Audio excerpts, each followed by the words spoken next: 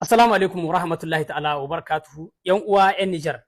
ina so a yi fartajen bidiyon ga a yi lakin ɗin bidiyon nan. Bidiyo ne wanda za mu kalubalanta gwamnatin Niger a cikin shi. Wasu mutane kashi biyu ne za su samu kalubalanci gwamnatin Niger a wannan bidiyon. Mutane na farko su ne waɗanda muna ganin abubuwan da suka aikatawa a cikin ƙasa kuma wai suna zamana a cikin ƙasar Niger. Su ne suwa. Waɗanda kullum sahiya ta Allah ganin na su kai gwamnatin nan ba ta nan ga aiki su hadda ba su a yi musu waƙoƙi na cin mutunci ga gwamnatotinmu ga wannan gwamnati su ba da kuɗin su a yi musu waƙa na cin mutunci ga wa'annan gwamnatotin wai na nuna rashin aikin su da ragancin su kamar yadda yau in dai ka shiga kwantukin Isa Shagi zaka cimma wata waƙa wadda aka ci zarafin shugaban ƙasa cikin ta kuma wai Isa Shagi wai kuma a ce yana zamna cikin Niger. Kenan gwamnatotinmu su ne ka ba da huska ga a ci masu mutunci. Yau waɗannan mutane idan ana da 'yan ta'adda su na 'yan ta'adda su ne wanda ya zo ya aza waƙoƙi na a ci mutuncin shugaban ƙasa ka har ka hito ka waɗi kai da bakinka ka na nuna kasawar gwamnati. Ai kai ma soja ne. An waɗi aka ce idan ƙasa matsala ta samu ga ƙasa kowa soja ne. Kowa na iya a baci bindiga ya kare ƙasa ta yi. Ku yi musu Ibrahim Traore kada ku zage mutum kada ku buge shi kada ku zage shi abinda muke kira gwamnatin Niger irin waɗannan mutanen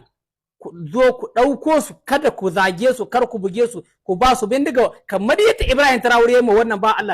Allah ku diba ga hinan likita ne wannan ba Allah amma gashi nan kuna gani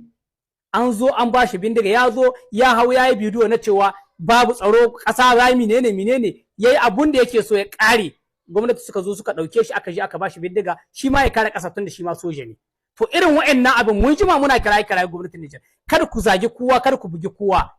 wanda yayi irin wannan idan yana zamana cikin ƙasa a ɗauke shi a je a bashi bindiga a haɗa da sojoji ai mai formation ko da sati guda a haɗa tare sojoji shi ma soja ne shi ma dan ƙasa na yana da hujjat tun da ya ga babu tsaro shi ma ya zo ya sa hannun shi a kare ƙasar mutane na biyu su wane ne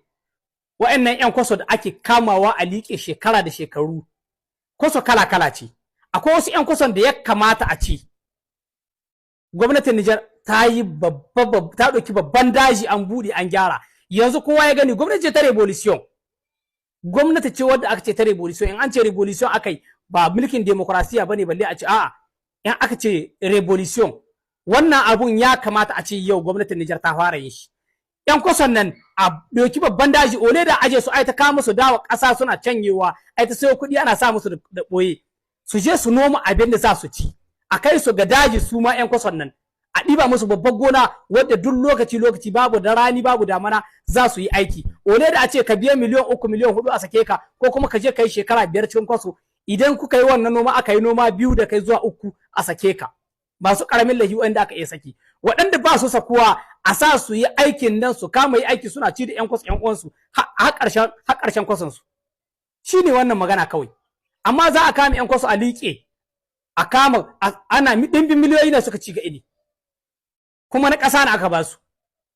kinan ya kamata a ce yau abun nan da za su ci a ce su ne za su biɗo shi yau dai noma rani babu na damana babu na rani Niger ko da yaushe noma ake yi yanzu babu damana ba rani kenan ya kamata gwamnati su samu wuri mai kyau a sa iko su hake su su yi aiki su aikata abin da za su ci har ma ci da wasu wannan shine daidai a ce gwamnatin revolution an same ta cikin shi amma wannan abun da muke son gwamnati ta kawo gyara a cikin wayannan abubuwan biyu tunda an ce yan ta'adda masu zakwa su zage-zagen gwamnati samun rezo soso wadata kuma akan rezo soso ne yau